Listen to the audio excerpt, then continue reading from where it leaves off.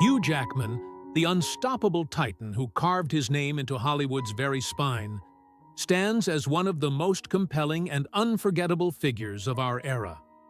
From the feral fury of Wolverine to the thunderous soul of Jean Valjean and the blazing brilliance of the greatest showman, he didn't just perform, he dominated, he ignited, he redefined what true versatility means.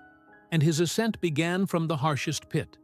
A boy abandoned at 8, hurled into a world as cold as iron. He rose anyway. He fought anyway. He became a force the world could never turn away from. But even gods of the screen bleed.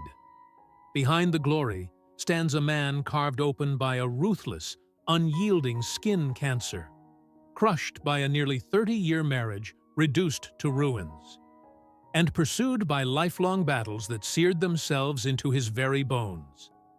Now, at 57, Hugh Jackman stands in a raging crossroads where triumph slams into tragedy, where no spotlight can chase away the darkness closing in. What unbearable weight has this extraordinary man carried through a lifetime of fire? Before we uncover the truth behind this extraordinary talent, honor him with a like.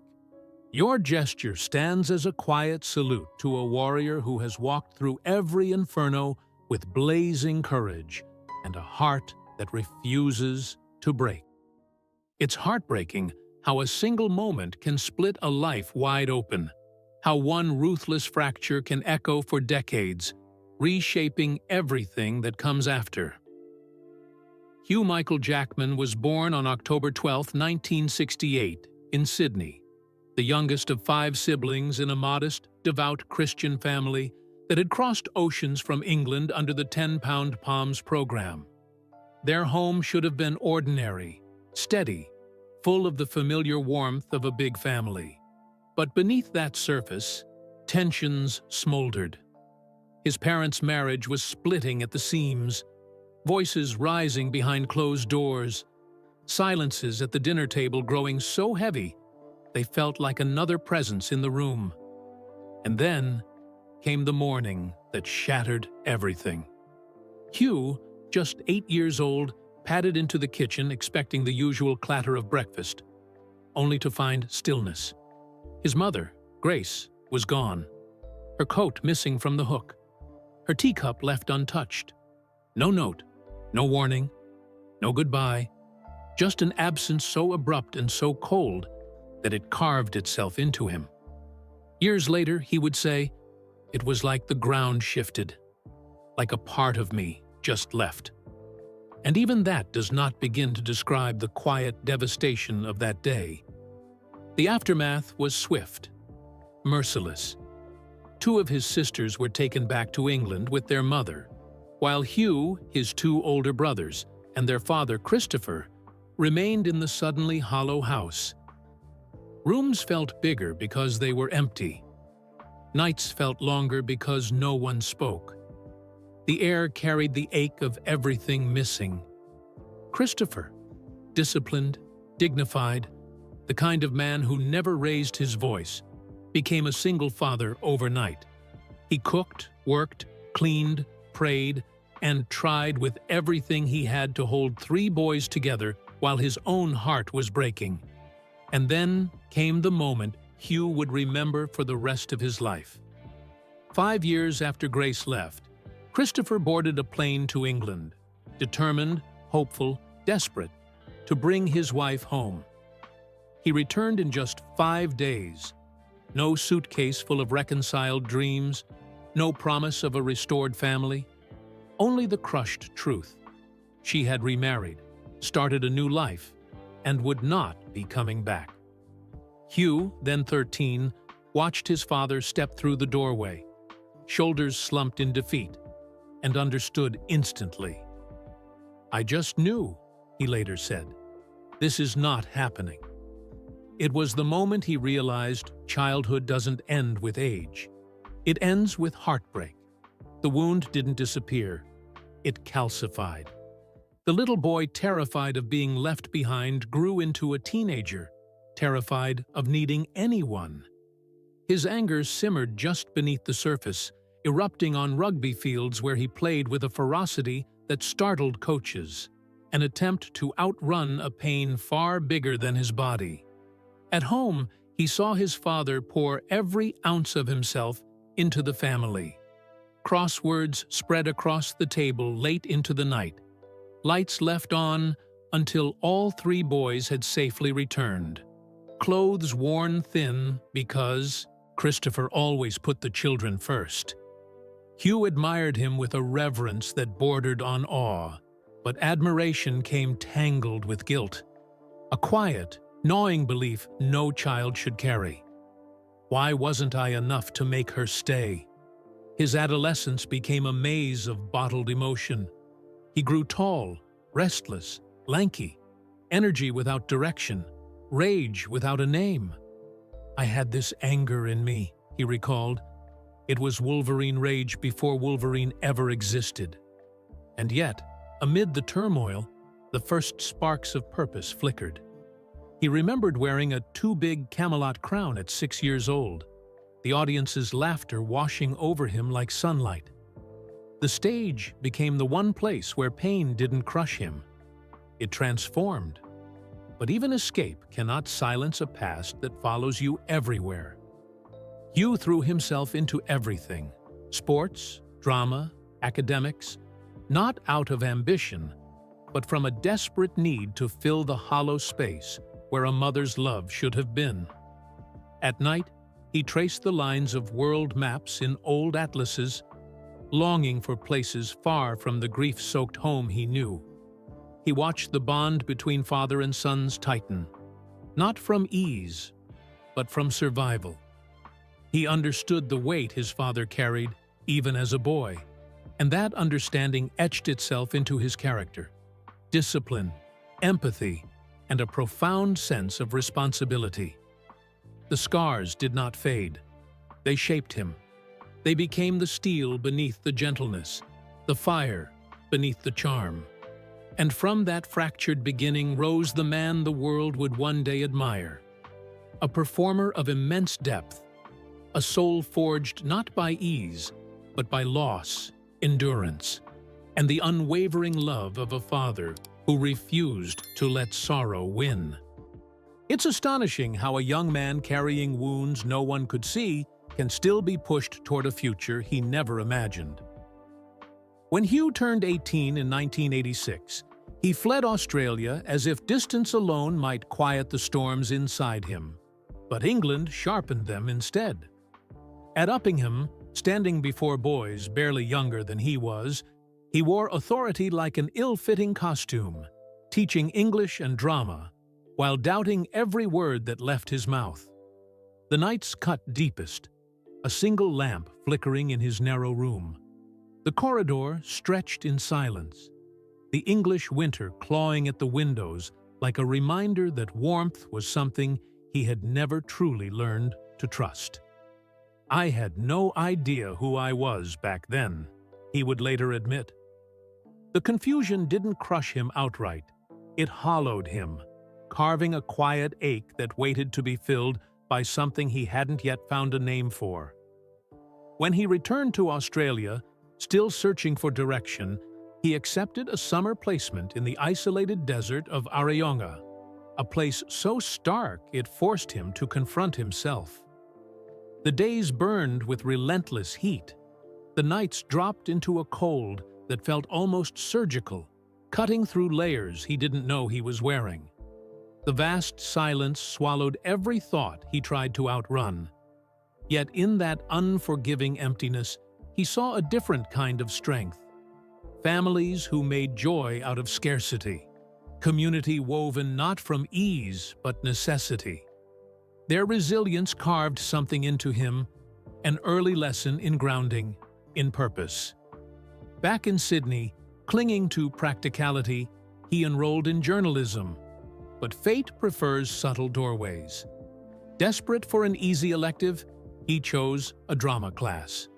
Within minutes of performing Havel's The Memorandum, something detonated inside him. Raw, fierce, unmistakable. It felt like I'd stepped into my skin for the first time, he recalled. After years of feeling misplaced everywhere, the stage wasn't just discovery, it was oxygen. But clarity didn't quiet the old wounds. At the actor's center, then WAPA, Hugh walked into rooms filled with talent so bright it made his insecurities flare painfully. He was certain he was the weakest, the late bloomer among prodigies, the mistake in a room of inevitabilities.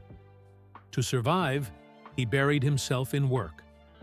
By day, he checked members into a local gym, tall, skinny, awkward, earning the nickname "chicken legs" from men who snickered as they flexed under fluorescent lights. The humiliation stung. It always did. But instead of shrinking him, it drove him deeper into the craft.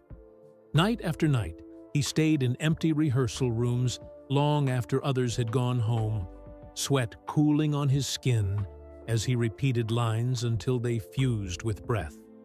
And then, destiny, in its strangest disguise, walked onto the gym floor. Annie Semler, white-haired, intuitive, radiant, studied him for a single moment and said, "You're going to be a big star." He laughed, uncertain. Until the next morning, when an agent offered him representation. It felt like the universe finally whispering yes after years of quiet no's. By 1991, diploma in hand, he gave himself a private vow. 5 years of total surrender to the craft before deciding if he was meant for it. But destiny didn't make him wait. On the very night of his final performance exam, as if scripted by an unseen hand, he received his first major role offer. And in that instant, everything. The lonely nights in England, the scorching solitude of Arayonga, the relentless self-doubt, the laughter behind his back at the gym, the fear of never being enough, collapsed into alignment. His career didn't begin with applause. It began with wandering, with wounds, with quiet persistence in places where no one was watching. And from that battered but unbroken foundation, he stepped, uncertain, trembling, but finally becoming, into the opening chapter of a destiny the world would one day rise to applaud. Greatness rarely arrives gently. It erupts with the force of something ancient, demanding a price long before it offers a reward. And for Hugh Jackman, that eruption came in the year 2000, sudden and merciless. He walked into a narrow Toronto audition room still carrying the faint scent of sweat and orchestra dust from the London stage where he had performed Oklahoma. Only hours earlier. The fluorescent lights hummed overhead. The casting directors barely looked up. He wasn't the first choice. He wasn't the second. He was the desperate last-minute replacement. An actor flown across continents because fate had elbowed open a space no one expected him to fill. At 31, he stepped inside nervous, underprepared, hair wrong, accent wrong, hands trembling as he mimicked the snarl of a wolf, because he didn't realize Wolverines were real. When months passed, with nothing but silence, he felt that old childhood ache tighten around him, the ache of believing he simply wasn't enough. And then, when he had already let go, the call landed like lightning. He was in. It didn't feel like a door opening. It felt like destiny kicking it wide with steel-toed boots and dragging him through. But on the other side of that door was not triumph. It was punishment, pure and uncompromising. Wolverine wasn't a role, it was a physical crucible. Hugh woke daily at 4 a.m. for his first meal, pushed down 6,000 calories, and trained until the world swayed at the edges of his vision. His body turned into a battleground, claws slicing across his cheek, metal edges cutting his thigh, thin scars forming like quiet signatures of pain along his forehead. To the crew he joked, to fans he smiled, but he once stabbed a stunt woman during a fight scene. Her laughter echoing as she said, "I got stabbed by Wolverine." Yet behind the cameras, the pressure tightened like a vice. Directors questioned whether he was fierce enough. Studios whispered whether he was the wrong choice. Tabloids speculated about steroids. And beneath it all lay the oldest ghost he carried. The fear that he was one mistake away from being replaced. But he pushed harder, rose higher. And when X-Men burst into theaters and roared to nearly 300 million, audiences didn't just meet a character. They met an icon. Over the next 17 years, the franchise soared past $6 billion, and Hugh became the longest-running live-action superhero in film history. His salary rose from modest beginnings to more than $20 million a film. His net worth climbed toward $200 million. Yet none of that wealth cushioned the truth. Each dollar had been carved from sleepless nights, torn muscles, aching bones, and a quiet dread that the world could decide at any moment that someone stronger, younger, hungrier deserved the claws more. His ascent didn't stop with adamantium. In 2012, Hugh stepped into Les Misérables with a devotion bordering on self-destruction. He dehydrated himself for 36 hours to capture Valjean's hollow desperation, dropped weight at a punishing pace, shredded his voice raw, and pulled himself through emotional depths that left him shaking long after the cameras stopped. The Golden Globe he later held glittered, but it could never reflect the price that performance carved out of him. And then came The Greatest Showman, the project he carried like a fragile flame for 7 years as studios rejected him again and again. Just when it finally inched toward production, cancer surgery left 80 stitches running along his nose. Doctors forbade him from singing. But when the first rehearsal began, Hugh stood up anyway. His voice cracked. His nose bled. The cast watched in stunned silence as he pushed through, driven by a fire no wound could extinguish. The film would later soar past $435 million globally. The soundtrack would become a phenomenon that flooded charts around the world. Audiences saw magic. They didn't see the man gasping backstage, praying quietly that his body would not collapse under the weight of the dream he had carried for nearly a decade. And yet, success never softened. It sharpened its edges. His failures cut just as brutally. Pan collapsed at the box office, losing over $100 million. Other passion projects stumbled. Critics dismissed him. Whispers circled about whether his best years had passed. Each stumble reopened the same wound he had carried since childhood. Am I enough? But resilience was the gift he earned from every fracture life had given him. With every hit or miss, he rose again, steadier, fiercer, unwilling to surrender. And as the world watched him conquer stage, screen, and stadiums across continents, they never saw the hidden cost, the exhaustion he hid behind smiles, the aches buried beneath tuxedos, the pressure fame wraps in silence. Because even at the height of global acclaim, as cameras captured his brightest triumphs, another storm, darker, colder, far more personal, was gathering off stage, preparing to test him in ways no battlefield of lights and applause ever could.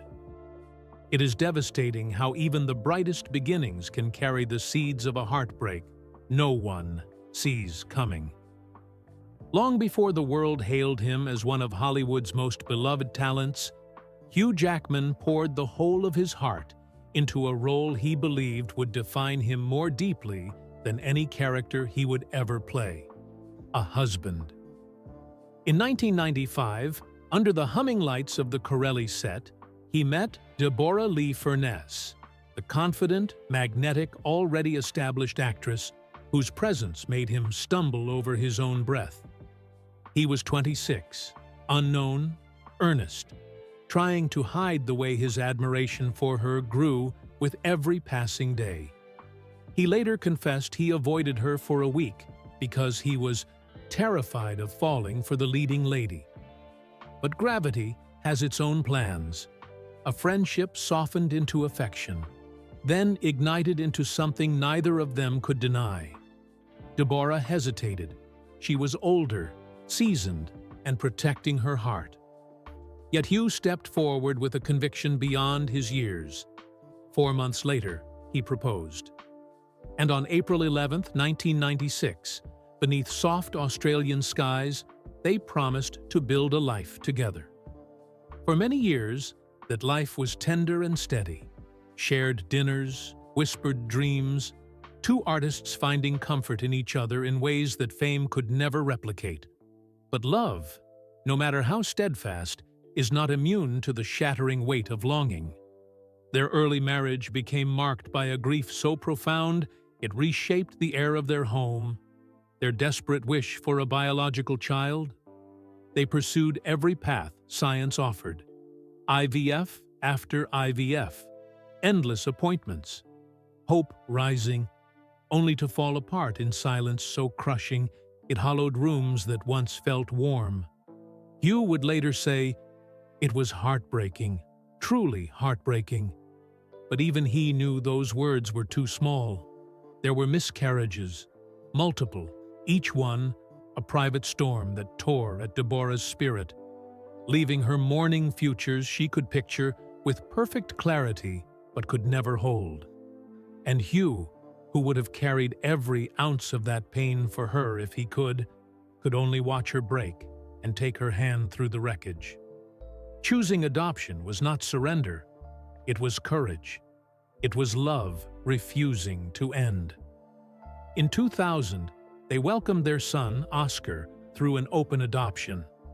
Hugh was invited into the delivery room by Oscar's birth mother and witnessed the moment his son entered the world. He later called it amazing, transformative. In 2005, their daughter, Ava, joined the family with the same radiant joy. At last, it felt complete. Yet the scars of everything they had lost, the appointments, the failures, the quiet grief, didn't disappear. They settled in the corners of their life, soft but permanent. And shadows, once settled, have a way of stretching.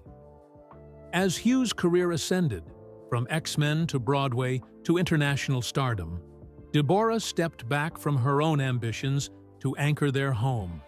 She became the stillness, while he became the motion. Hugh traveled, for months at a time, filming, promoting, transforming, while she carried the daily rhythm of family life. He once said she bore the real weight of the family, and in that truth lived a tender ache. Love stretched across continents can fray even when both hearts are good. Their lives, so intertwined for so long, slowly shifted into parallel lines, close, familiar, but no longer meeting where they once had. Friends saw them smiling at premieres, hand in hand, radiating ease. But inside their home, the quiet grew louder. Conversations shortened, silences lengthened. The ache of years, of sacrifice, of distance, of time running ahead of them, began to echo through the life they had built. There was no betrayal, no scandal, no rupture, only the slow human erosion that happens when two people try, again and again, to return to a place love had long since drifted from. And like many couples who endure enough storms, they tried in their own private ways to mend what was slipping away, even as they felt it thinning between their hands. And then, on September 15, 2023, the world opened its eyes to a single statement that felt like the quiet shattering of something sacred. Hugh Jackman and Deborah Lee Furness were ending their marriage after 27 years. "Our journey is shifting," they wrote. "We undertake this next chapter with gratitude, love, and kindness." The words were gentle, dignified, But beneath them lived a sorrow too vast for public language. 27 years. Nearly 3 decades of intertwined lives, miscarriages and miracles, red carpets and hospital rooms, birthdays, holidays, whispered promises, and storms weathered side by side. Now all being separated with care.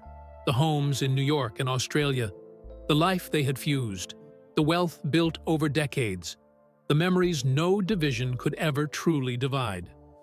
Their children, Oscar and Ava, now young adults, stood at the heart of this transition, not as something to be assigned, but as living proof of a love that had once been strong enough to rebuild a family from ashes. Hugh called Deborah his rock, the greatest gift of his life, and even such reverence could not soften the truth. Some endings do not come from failure. They come from the quiet, heartbreaking realization that love can endure, yet no longer fit the shape of the lives it once held. And as Hugh stepped into this new chapter, one marked by gratitude, loss, and the echo of promises made in a younger lifetime, one truth lingered with a bittersweet ache. The greatest battles he ever fought were never on screen, but in the silent rooms where love once lived, and where letting go, gracefully and without blame, became the hardest act of courage he would ever be asked to perform. 2 years after the quiet ending of his 27-year marriage, Hugh Jackman stepped into a chapter of life he never expected. A chapter without grand declarations or sweeping romance, but one shaped by the slow, steady work of learning how to feel whole again. In the early nights alone, his New York home carried a kind of stillness that felt almost alive, a soft echo following him from room to room as he adjusted to a world no longer built for two. He would set out 2 plates before catching himself, pause during long evenings as his hand hovered over the phone, wondering whom to call, and linger by windows where the city lights shimmered like distant reminders of a life already shifting behind him. It was not heartbreak that defined those months.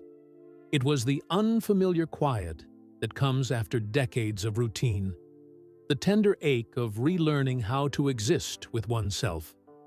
And then, without noise or ceremony, a familiar warmth began to return. It arrived through someone who had once walked beside him under the glow of Broadway lights. Sutton Foster, a longtime colleague whose own journey had carried its share of quiet fractures, and whose presence always held an honesty he trusted. Their connection did not emerge from sudden sparks. It unfolded from the grounding truth of shared history, from the long hours they once spent rehearsing The Music Man, from backstage conversations where exhaustion softened into understanding, from a professional respect that had taken root long before life placed them at similar crossroads. As each of them navigated their separate transitions, friendship became a small harbor. First a voice that steadied difficult days, then a presence that made early morning workshops feel less solitary, then a companion on unhurried walks through the city, where dusk softened everything it touched. They discovered that healing often begins in moments so subtle they almost slip by. A shared laugh at the end of rehearsal, a cup of coffee quietly waiting on a table, a silence that felt safe instead of empty. Sutton, with her grounded brilliance and unforced warmth, offered Hugh a place where he could breathe without performance, where he could be thoughtful, uncertain, quietly hopeful. And Hugh, with his calm steadiness and deep attentiveness, offered her the comfort of being seen, truly seen, without expectation or pretense. Nothing about their bond belonged to haste. It moved at the rhythm of 2 people who had lived enough life to understand the value of gentleness. 2 artists who had carried disappointments, rebuilt themselves, and learned that companionship becomes powerful only when it asks for nothing but truth. Sources close to them describe their connection not as a sudden romance, but as a gradual unfolding. a warmth that grew naturally between two hearts that recognized one another's resilience. In Sutton, Hugh rediscovered the quiet joy of being understood, the simple peace of shared moments that did not require strength. And in Hugh, Sutton found a partner shaped not by perfection, but by empathy. A man who knew how to hold space for another without trying to fill silence with anything but presence. What emerged between them was not a replacement for what had been lost. It was a renewal, a gentle second spring rising after a long season of change.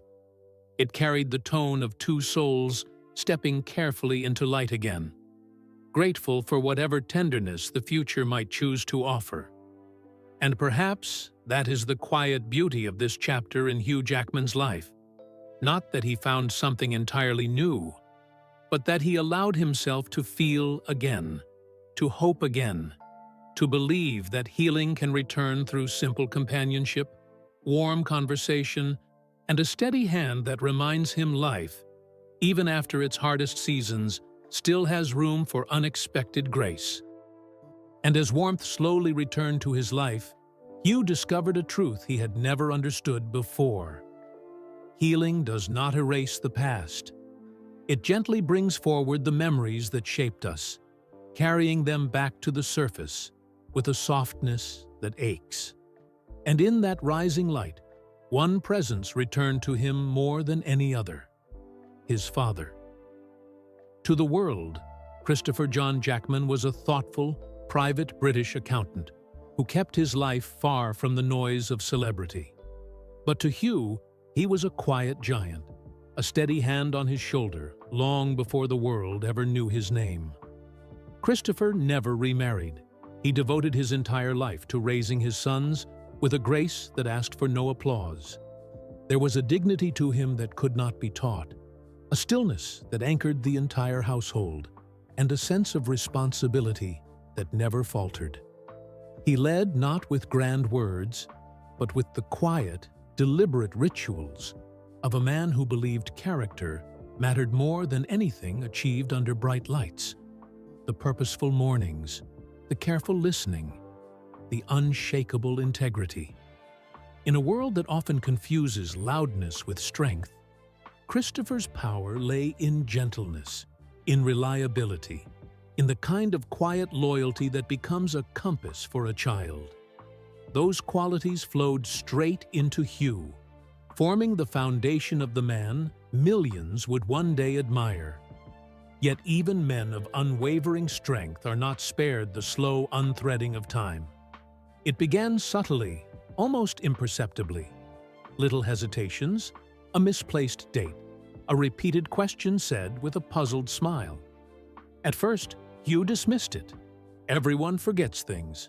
But shadows lengthened, soft at first, then unmistakable. A disciplined mind, once sharp as a blade, began to soften at the edges. Memories thinned. Familiar faces required a moment longer to place. And then came the diagnosis that quietly changed everything.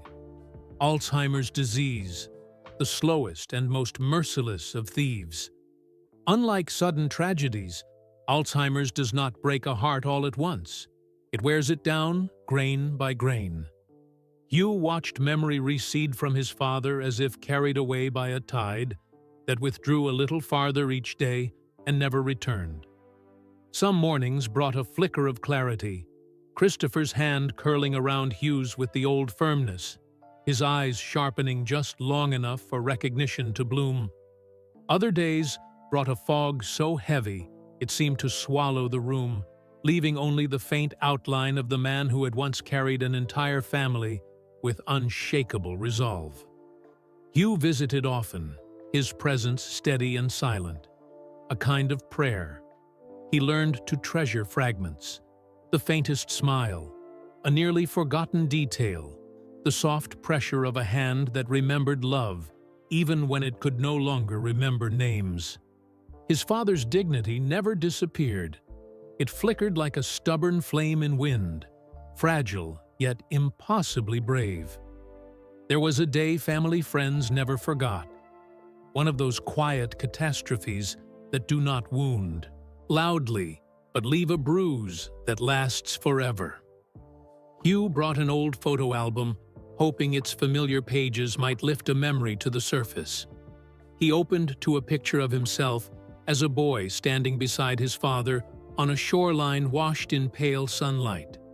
He spoke gently, guiding his father through the moment as if threading light through needle's eye. Christopher studied the photograph for a long time, his expression tender yet distant, before asking in a trembling whisper, "Is that your father?" Hugh did not correct him. He simply nodded, accepting the fragility of the moment, instead of confronting the loss inside it. Later, in the solitude of his car, he let the weight of that single question crack through the composure he had held so tightly. And yet, even as memory unraveled, traces of the man Christopher had been continued to surface. Small, heartbreaking echoes. The habitual way he adjusted the collar of his shirt, the careful folding of a napkin, the instinctive gentleness when taking someone's hand. These gestures, untouched by the disease, were proof that love can survive even where memory cannot. But the decline sharpened. Pauses lengthened. Confusion deepened. The man who had always known exactly what to do now looked to others for guidance. Still, Hugh met every moment not with despair, but with devotion. He later said those years taught him more about love, patience, and grace than any other season of his life. And quietly, without speaking it aloud, he began preparing his heart for the goodbye he knew was coming. It arrived in 2021, on a day when life imitated art with an almost unbearable symmetry. Hugh was filming The Son, a story steeped in generational pain, in fathers and children losing and finding one another. As he prepared for a deeply emotional scene, someone approached with a softness that told him the truth before a single word was spoken. His father was gone. Hugh bowed his head, absorbing the moment in a silence so heavy it felt like the air itself had stilled. Later he said, "Dad would want me to work." And with the quiet strength Christopher had spent a lifetime teaching him, he finished the day's scenes, not as an act of denial, but of devotion. In the days that followed, tributes came, yet none captured the immensity of what Christopher had been to him. Hugh called him the greatest man I have ever known, not as a line for cameras, but as a truth carved into the center of him. And in the intimate quiet of his grief, Hugh understood a reality many eventually face. When a father like Christopher leaves the world, he does not vanish. He becomes the echo in every kind gesture, the reason a man chooses integrity when no one is watching, the steady hand beneath moments of doubt. Today, whenever Hugh chooses grace over anger, humility over pride, compassion over indifference, he is honoring the man who taught him how to stand. Christopher John Jackman may have left in 2021, but he remains in every part of Hugh's life, woven not into memory, but into character, into values, into the quiet courage of a son shaped by the rarest gift a father can give. The example of a life lived with unwavering honor, a hand that still steadies him even from beyond the reach of time. In the quiet left behind after his father's passing, another silence rose, older, deeper, the kind that had lived inside Hugh since he was 8 years old. Grief, when it finally settles, does something strange. It walks the halls of the heart like a soft-footed visitor, brushing dust off the oldest wounds. And as Hugh mourned the man who had stayed, he found himself drawn toward the echo of the one who had left, his mother, Grace. What surfaced was not anger. It was the muted, familiar ache of a child who had never stopped trying to understand why. Because when a father dies, you grieve the present. But when a mother leaves, you grieve every version of the past that will never exist. The memories that returned were not scenes but sensations. The hush of a house suddenly too wide, the strange tension in the air on a morning he was too young to comprehend, a strip of brightness in the doorway that felt colder than shadow. He did not see the coat, the cup, or the closing door. He felt the moment childhood tilted, as if someone had gently lifted the center of the room and set it down crooked. He remembered holding himself very still, instinctively sensing that stillness might keep something from breaking further. A space expanded around him, too large, too quiet, too permanent. And through the long years that followed, even as cameras flashed and crowds rose to applaud him, a single question remained like a faint pulse under the noise. Why wasn't I enough? Some wounds sit too deep for spotlight to reach. For most of his life, Grace was more silhouette than presence, a shape on the distant edge of memory, close enough to haunt, far enough to remain out of reach. Hugh rarely spoke of her, not out of bitterness, but from a quiet instinct to protect the delicate balance that allowed him to move forward. His father, dignified even in heartbreak, never spoke ill of her. She had her reasons, he once said, a mercy so profound it would take Hugh years to understand it. But children do not speak the language of mercy. They simply endure. They wait. They adapt. They learn to grow around a missing piece, the way a tree bends around a broken branch. And no matter how sturdy Hugh became, husband, father, artist, man, somewhere inside him, the boy who felt the house widen was still standing in that silence. It took years, real years measured by life lived, not pages on a calendar, for anything to soften. The first small steps toward reconnection arrived quietly. A letter, a brief call, a careful visit where both wore polite smiles that could not hide the tremor beneath. Slowly, haltingly, Grace began sharing the truth she had never been able to voice. The silent collapse she suffered, the postpartum darkness no one in her world recognized, the emotional fractures that made her feel she was disappearing from her own life. The explanation did not erase the wound, but it revealed the humanity behind it. And Hugh, now a father himself, understood something he could never have grasped as a boy. Sometimes a person leaves, not because love is absent, but because the weight they carry makes staying impossible.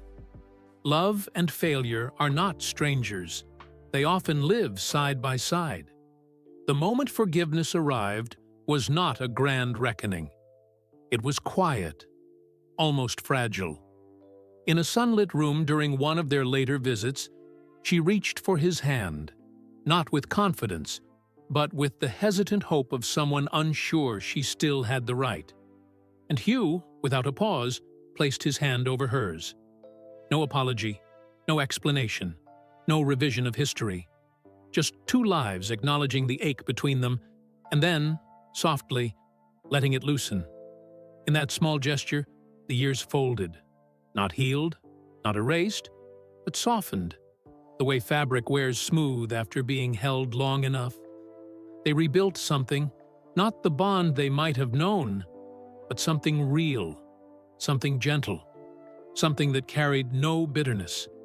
And as Hugh listened to her voice, noticed the tenderness time had carved back into her eyes, he felt a quiet settling inside him.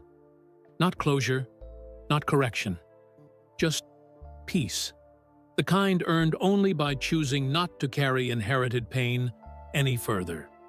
And perhaps that is the quiet miracle of Hugh Jackman's life, that after losing the father who raised him and extending grace to the mother who could not stay, he still chose kindness over anger, compassion over blame, understanding over bitterness.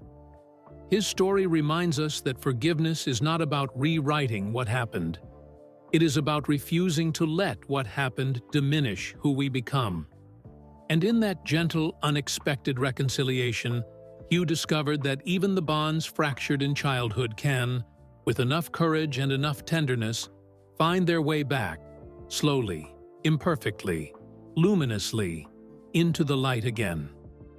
And perhaps the cruelest peak in Hugh Jackman's life was not fame, nor loss, nor heartbreak, but the long, silent, unending battle with basal cell carcinoma, a skin cancer he has fought for 12 relentless years.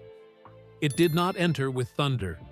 It arrived with a dot, a mark so small he almost laughed at it, until a doctor angled his face beneath the cold clinic light in 2013, leaned closer, and his voice dropped into that careful softness reserved for truths that alter lives.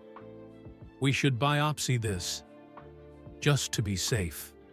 The word safe felt strangely loud in the sterile quiet. He had spent his entire childhood beneath the ruthless Australian sun, days when UV warnings were ignored, beach afternoons where teenage boys boasted about tans as if they were trophies. No one told him that sunlight could scar a future. No one told him that neglect could return as a bill life insists you pay. And when the diagnosis stepped out of the envelope, cancer, he didn't collapse. He simply exhaled, a long, steady breath that shook only at the edges. It was not fear of dying. It was the heavy, sinking understanding that this would not be a moment. It would be a marathon, a decade, a season of scars that would follow him home long after the cameras stopped rolling. Mohs surgery, they called it. Ruthless in its precision, merciful only in its intent. Hugh lay still as antiseptic burned cold along his skin, the surgeon's gloved fingers tracing invisible borders before cutting layer by layer, searching for the final slice where cancer no longer lived. Pressure replaced pain, tug replaced tear, but nothing replaced the quiet humiliation of feeling your own face, the vessel of your career, your identity, being unstitched. The world saw only the bandage afterward. They did not see the moments under studio lights, when heat throbbed against fresh stitches, and he hid his wince behind a practiced smile. They did not see him alone at night, peeling off medical tape millimeter by millimeter, breath catching as it tugged at new skin. They did not see the day he walked into rehearsal for The Greatest Showman, with more than 80 stitches running down his nose. Doctors warned him not to sing.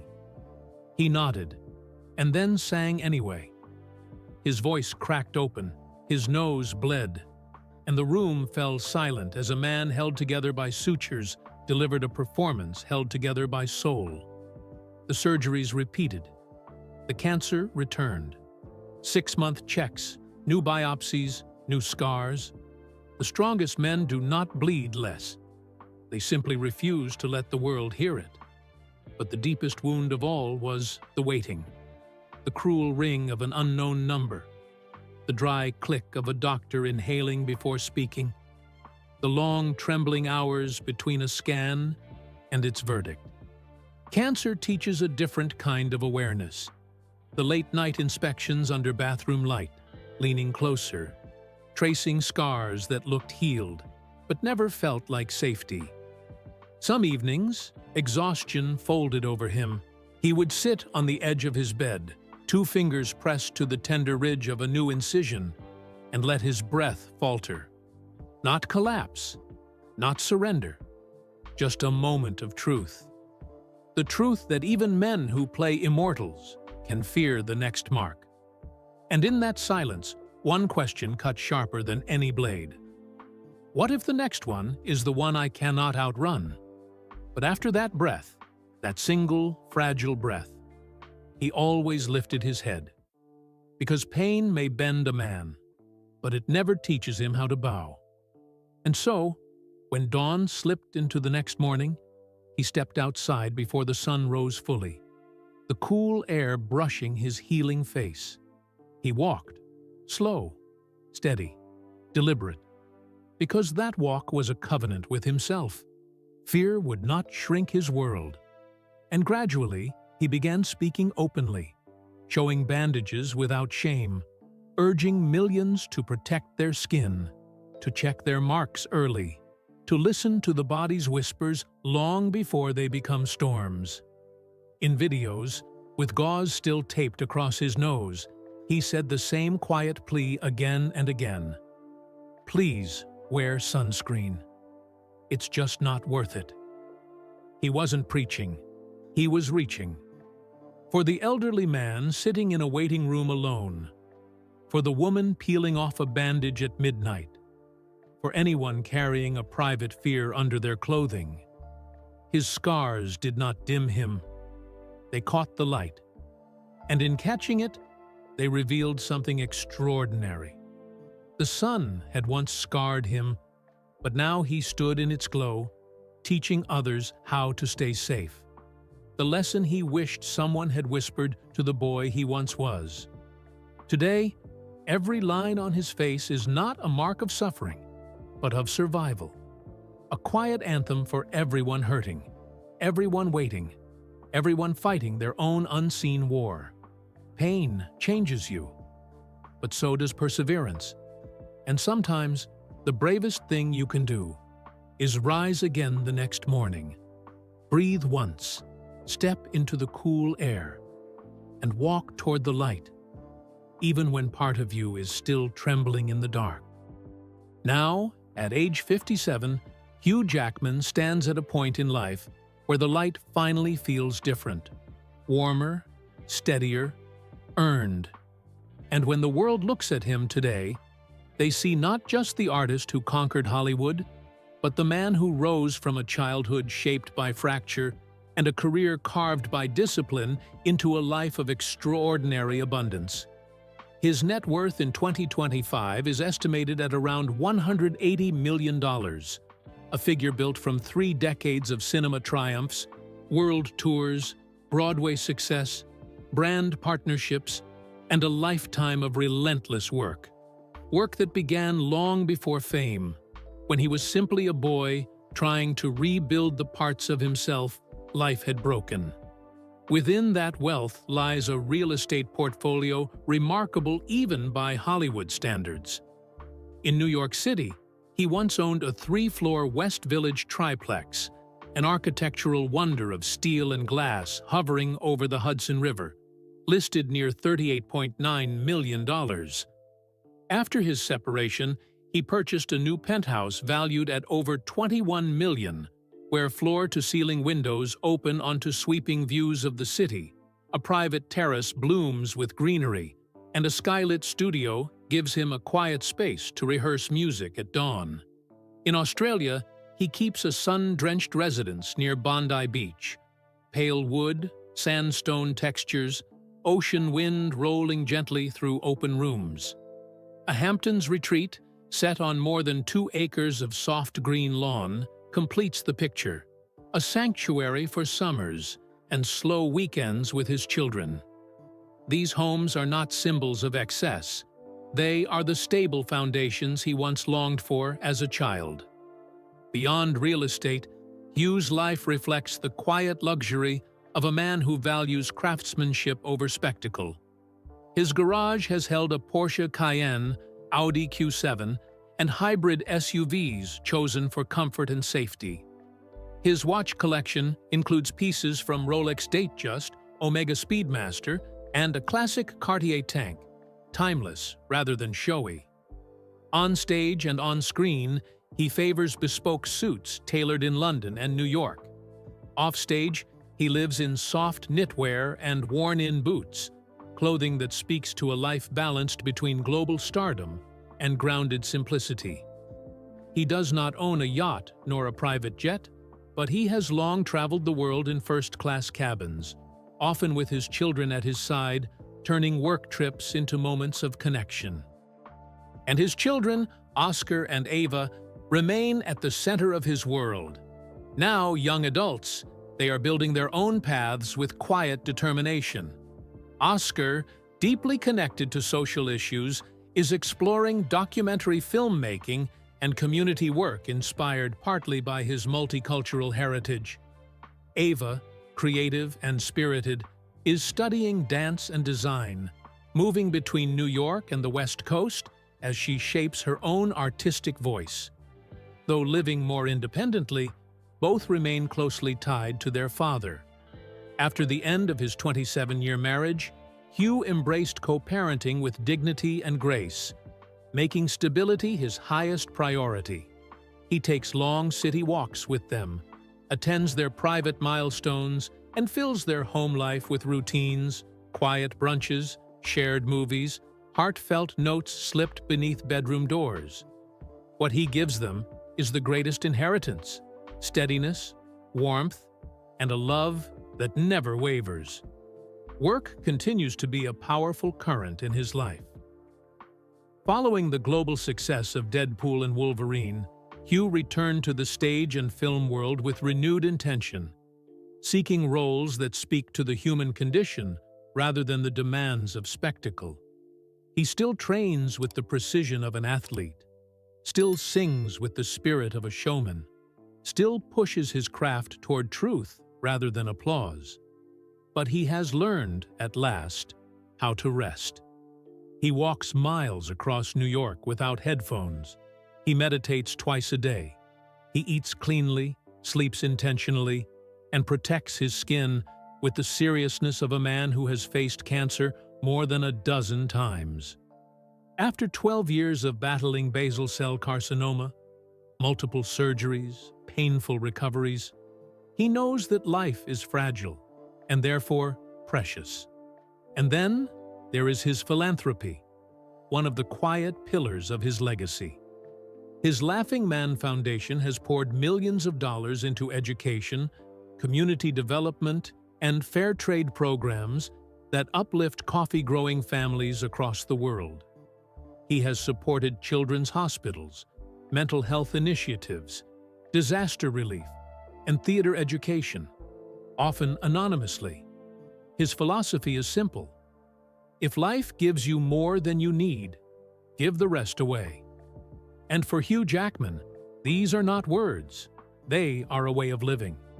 In honoring his journey, one sees that Hugh Jackman's true wealth cannot be measured in bank accounts or property lines. It is measured in character, the resilience that carried him through childhood abandonment, career uncertainty, private heartbreak, and years of illness without allowing bitterness to take root. His life stands as living proof that broken beginnings do not define us. They forge the strength required to rise. And as we reflect on his arc, its triumphs, its wounds, its extraordinary grace, we are reminded that legacy is not built in applause. It is built in the quiet choices a person makes, how he treats his family, how he lifts others, how he transforms pain into wisdom and success, into service. Hugh Jackman's story is not the story of a celebrity. It is the story of a human being who refused to let darkness decide who he would become. Before we close, we invite you, our cherished audience, to share your thoughts. Which chapter of Hugh Jackman's life touched you most? Which part of his journey reflects someone you love, or perhaps even your own? And finally, from the heart of Golden American Stars, we wish each and every one of you a life filled with peace, strong health, deep happiness, and a prosperity that enriches both your home and your spirit. May your days be gentle, your paths be bright, and may you always remember, no matter your age, your next chapter can still be your greatest.